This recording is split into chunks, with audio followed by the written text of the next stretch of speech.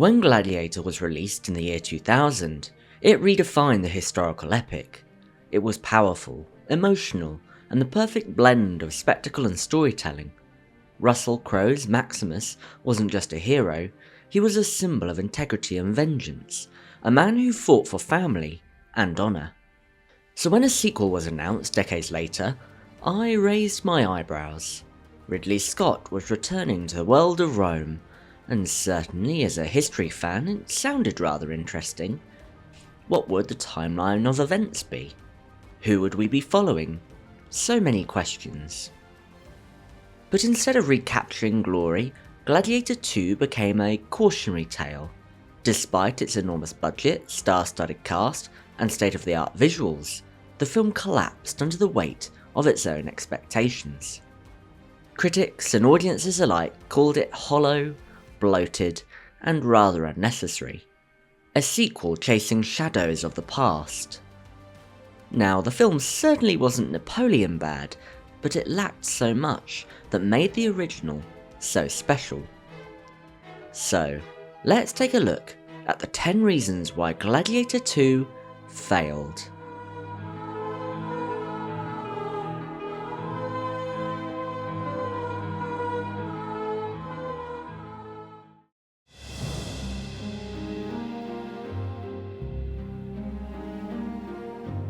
Sequels to beloved films are always walking a tightrope.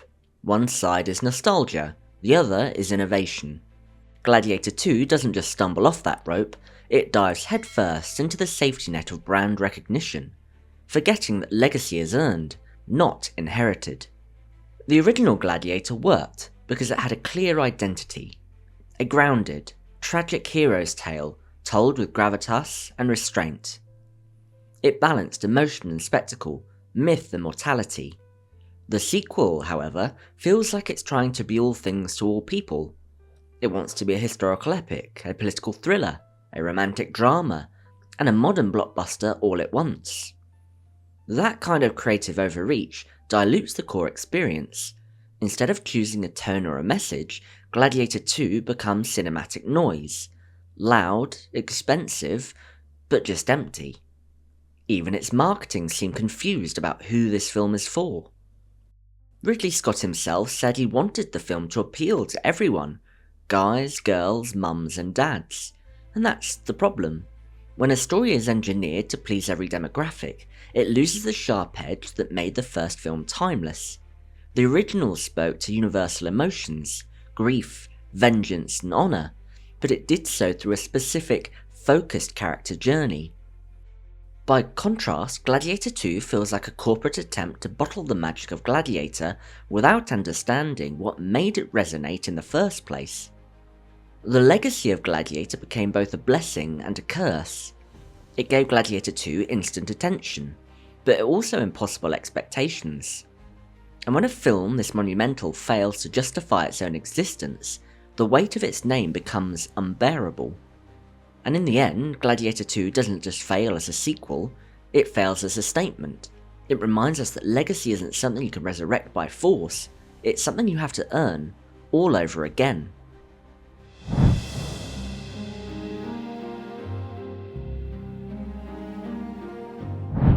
One of the most overlooked ingredients in the success of the original Gladiator was its tone. Sombre, tragic and poetic. It wasn't just a sword and sandals action film. It was a meditation of mortality, duty and vengeance. Every scene had weight and purpose. We felt Maximus's despair, his moral code, his quiet defiance. Everything was intertwined with purpose. Gladiator 2, by contrast, doesn't know what it wants to be. It swings wildly between serious historical drama and flashy modern blockbuster. The result feels less like a spiritual successor and more like a remix. Louder, faster, and far less meaningful. The subtle melancholy that defined Ridley Scott's original vision is replaced by glossy chaos and overstimulated editing. Instead of embracing the gravitas of history, Gladiator 2 leans into exaggerated spectacle, over-the-top CGI battles, and a pace that mistakes noise for tension. The tragedy of Rome becomes a backdrop for action rather than reflection.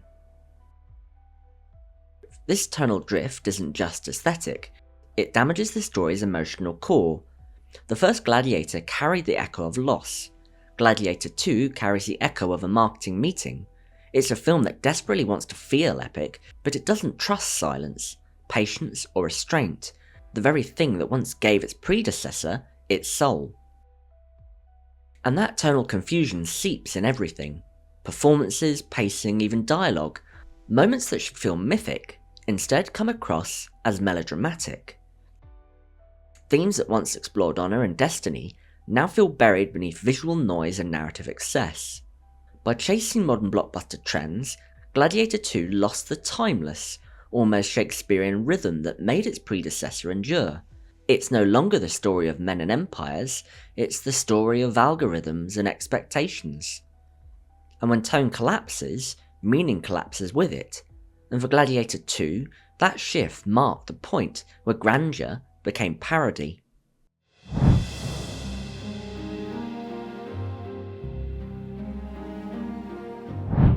One of the greatest strengths of the original Gladiator was its absolute clarity of purpose. You knew exactly whose story it was. Maximus Decimus Meridius.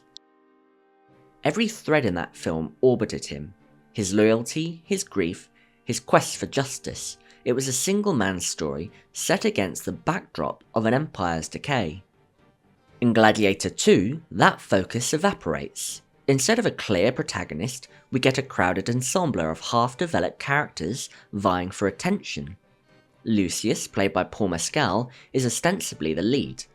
Around him orbit half a dozen subplots, power struggles in Rome, rebellions, and a pseudo-romance, and a moral crisis that never quite materialises.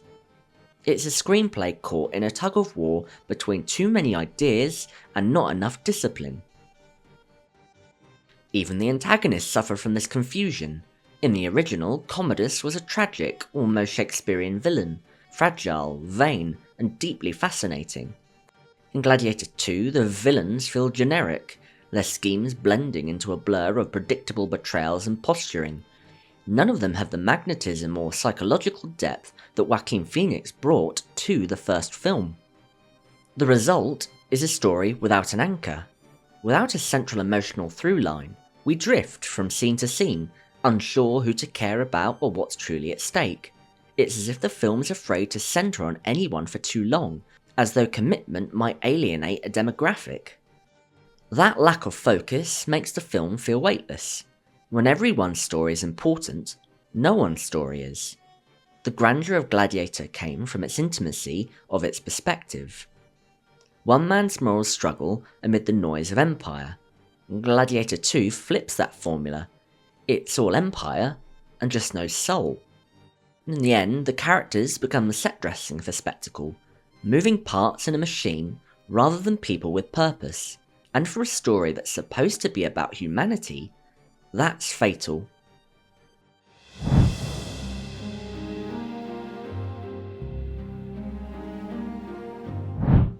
Ridley Scott built his reputation on visual storytelling, his ability to turn history into texture.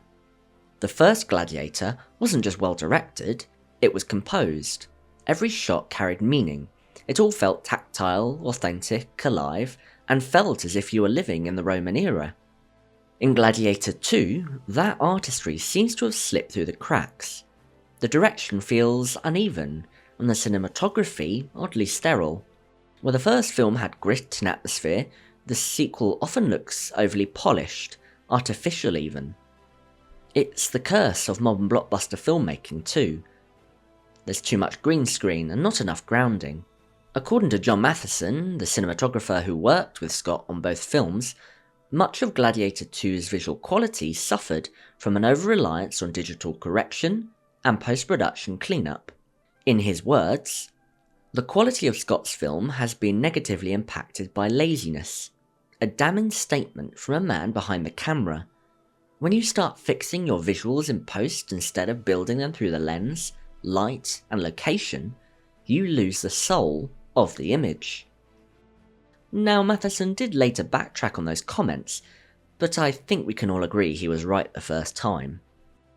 This seems to be a common problem with Ridley Scott in his modern filmmaking. Look at Napoleon, The same issues arise in this film that we saw in Napoleon.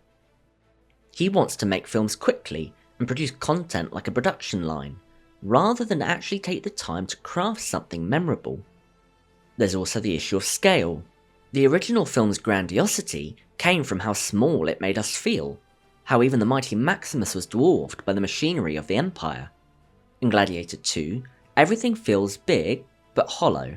The visual grammar that once captured emotion now just captures movement. And while Ridley Scott is a master of epic imagery, there's a sense that he's directing this one on autopilot, relying on spectacle instead of vision. Shots feel staged, not inspired, the pacing drifts, and the compositions lack the painterly precision that made Gladiator an Oscar winner. At times, it feels like Scott is trying to recreate his own legend, repeating his visual trademarks without understanding what made them powerful in the first place. The slow motion, the dust motes, the god rays, they're all here, but they've lost their meaning. And when direction loses passion and cinematography loses texture, you're left with a film that looks expensive, but feels cheap. And for a director once celebrated for redefining cinematic realism, that's a tragic irony.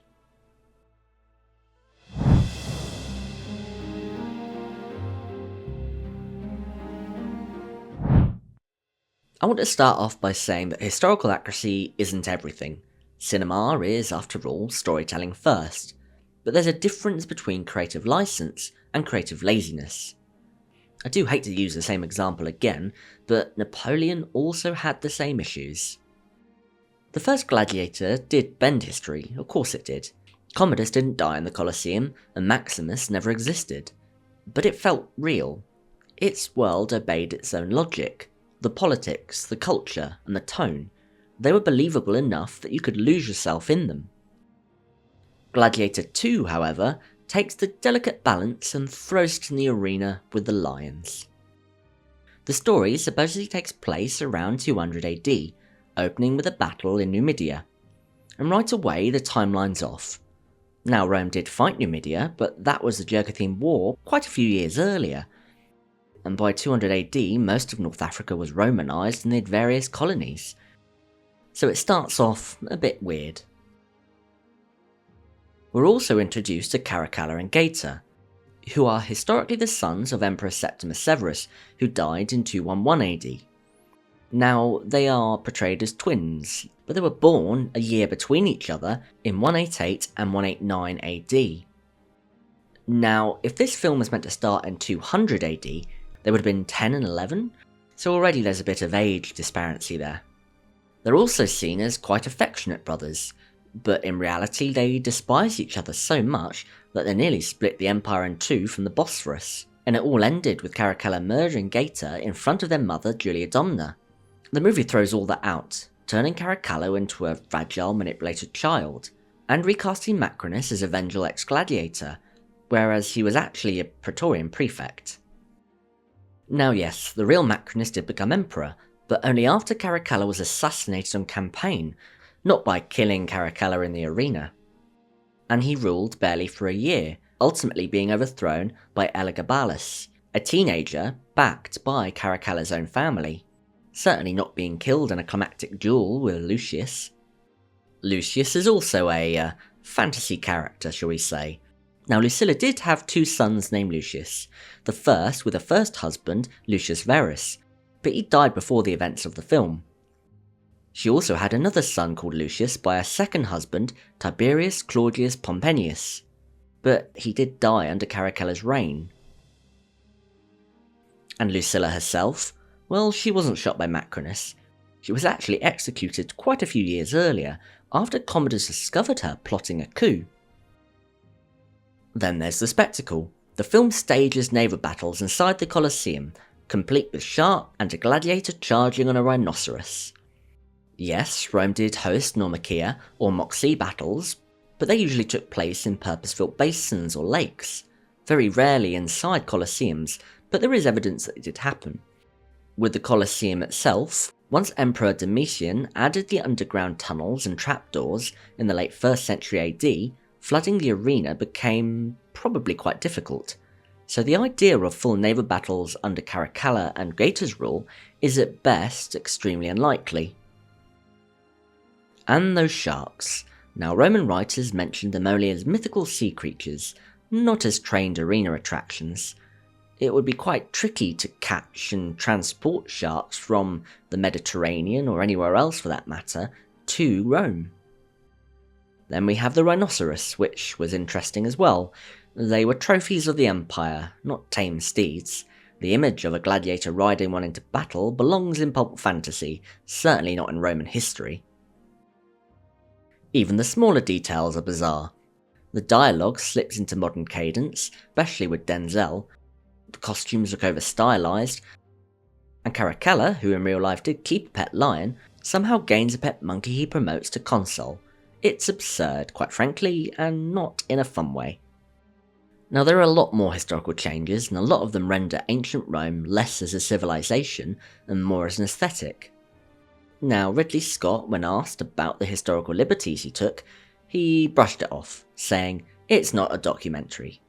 Now, fair enough, but Gladiator wasn't a documentary either, and it still managed to feel authentic. And that's the difference: creative choices that serve the story versus indulgence that serves the spectacle. In Gladiator, history was the foundation of drama. In Gladiator 2, history is the first casualty. And once authenticity dies, so does the story's credibility, leaving behind a film that's not just historically inaccurate, but dramatically unbelievable.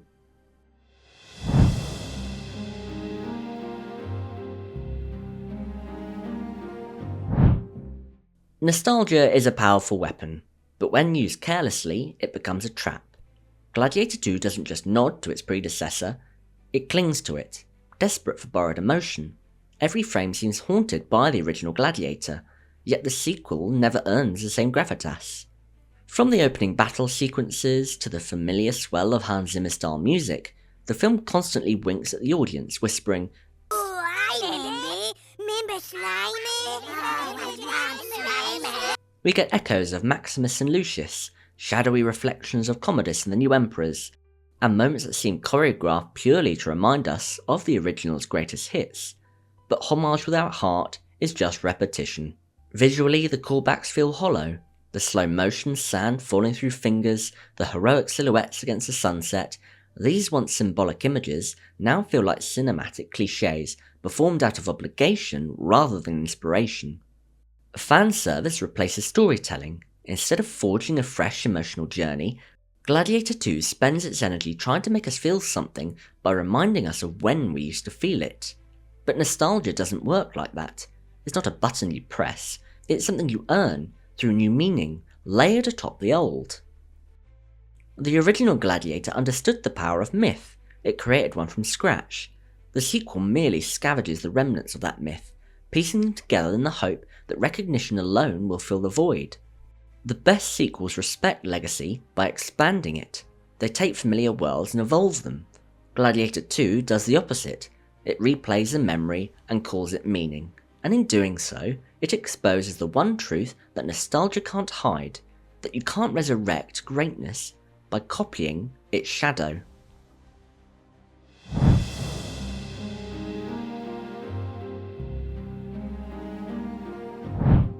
When a film runs out of story, it turns up the volume. Gladiator 2 is a prime example of that. The original Gladiator balanced its scale with sincerity. Its battles were brutal, but every swing of the sword meant something. Maximus fought not for glory, but for peace. The violence served that narrative. It wasn't the narrative. In Gladiator 2, spectacle becomes the crutch. Every set piece is bigger, louder, and more chaotic. Armies clashing, ships flooding the arena. Yet somehow, it all feels emptier. The film mistakes noise for drama and CGI for emotion. We are assaulted with visuals, but starved of meaning. Now, modern filmmaking often falls into this trap, believing that more is better. More explosions, more motion, more screens filled with debris. But true spectacle works when it contrasts with the quiet. The first film understood this. Ridley Scott lingered on the silence, on reflection, on the humanity. Gladiator 2 rarely pauses long enough for anything to matter at all. Even the action choreography feels exaggerated, slicker, but less grounded. Where the first film combat felt tactile, muddy and personal, the sequel's battles feel like digital choreography designed by committee. The result is visual grandeur without dramatic consequence. And the irony of the whole thing is that Ridley Scott was once the master of controlled spectacle, or the man who gave us Aliens' claustrophobic terror and Blade Runner's neo-melancholy. But here, his visuals feel disconnected from the heart of the story. It's all form and no pulse. The camera never lingers long enough to make us care. It simply moves on to the next action sequence. And that's the tragedy, because Gladiator 2 could have reminded us of what true epic cinema could look like. Not just the scale of war, but the scale of emotion. Instead it settles for sensory overload.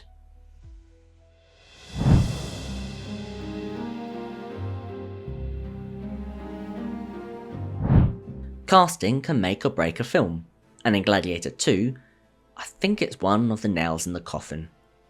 The film assembles a high-profile cast, but almost every major role feels misjudged, as if it's chosen for a name recognition rather than narrative purpose. Let's start with Paul Mescal. He's the spiritual successor to Maximus, the new moral centre of the story, the warrior with purpose. In reality, he's a pale imitation. Mescal has talent, yes of course, but subtle interior talent perhaps, the kind that thrives in quiet contemporary drama. In Gladiator 2, that restraint reads as absence. He lacks the physical authority, the gravitas, and the sheer presence that made Russell Crowe's Maximus unforgettable. Where Crowe commanded the screen with wordless intensity, Mescal drifts through scenes like a spectator in his own story. The result is a protagonist who never earns our investment. He looks the part, he's young, and scarred and brooding, but feels emotionally weightless. Every glare and growl seems borrowed from Crowe's performance, as though he's doing an impression of Maximus rather than embodying a new character. It's just cosplay, really. Then there's Pedro Pascal. Now, depending on which side of the internet you hail, he's either friend or foe.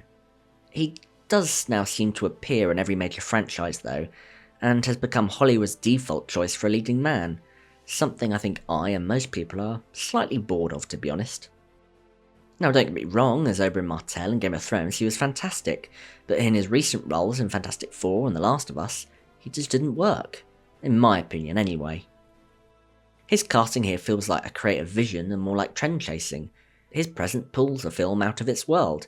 It's impossible to see him as a Roman general when he carries the same familiar swagger we've seen in previous productions.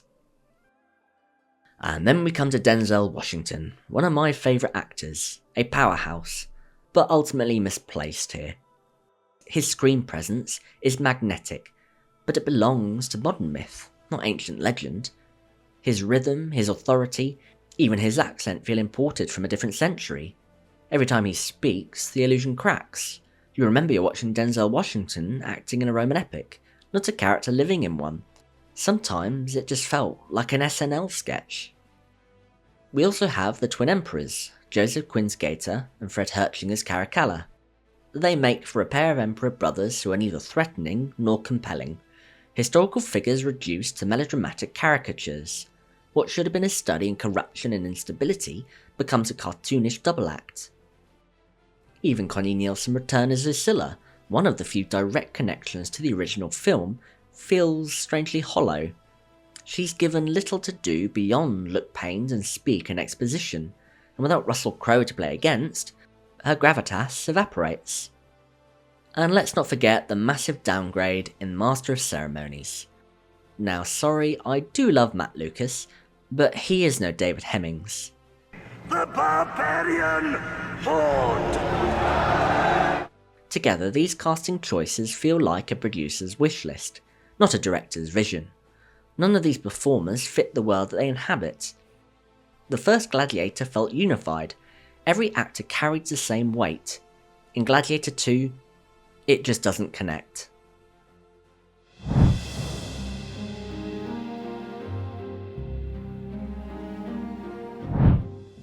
Every great film begins with a great script, and Gladiator 2, despite its scale, budget and legacy, never had one.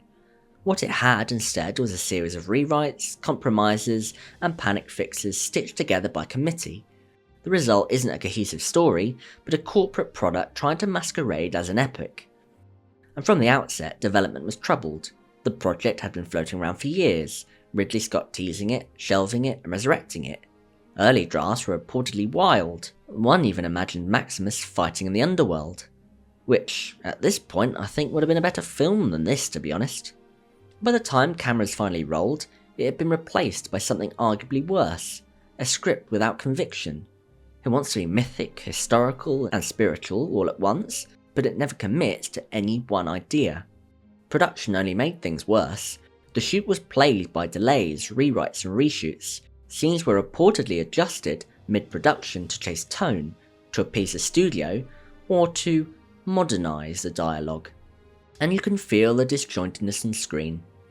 Storylines appear and vanish, character motivations shift without reason, and entire sequences seem to exist solely to fill trailers. The pacing is broken, the transitions abrupt, and the emotional through line non-existent. Even the dialogue feels manufactured, characters speaking grand, weighty phrases that mean nothing. There's all posturing without poetry. The first Gladiator gave us lines that become timeless because they felt earned. My name is Maximus Decimus Meridius.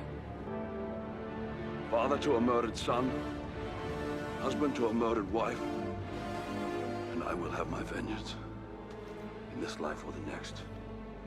You believe it because the story had earned that sense of moral grandeur. In Gladiator 2, similar lines sound like placeholders, designed to sound profound in the trailer, but just became forgotten once the credits roll. Behind the scenes, the problems continue to pile up. Reports of budget overruns, extensive VFX work, and scheduling chaos due to the SAG-AFTRA strikes forced the film into months of downtime, and when it returned to production, the energy was gone, replaced by urgency to meet a release window. That rush is visible in the final product. Continuity errors, tonal inconsistencies, and scenes that feel chopped down to make sense of something it never did. And when your screenplay is built from rewrites and your production is fueled by damage control, no amount of talent or spectacle can save you. Gladiator 2 doesn't feel like a story told by filmmakers. It feels like a product assembled by executives, and that's a difference between an epic that moves you and a blockbuster that forgets why it exists.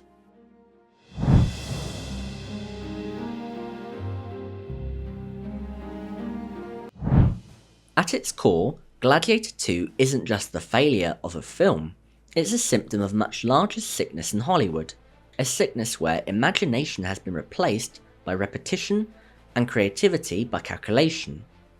Once upon a time, studios took risks. They made films that stood alone. Gladiator, Braveheart, Saving Private Ryan, stories with beginnings, middles and ends. But modern Hollywood doesn't like endings. It prefers assets, not art.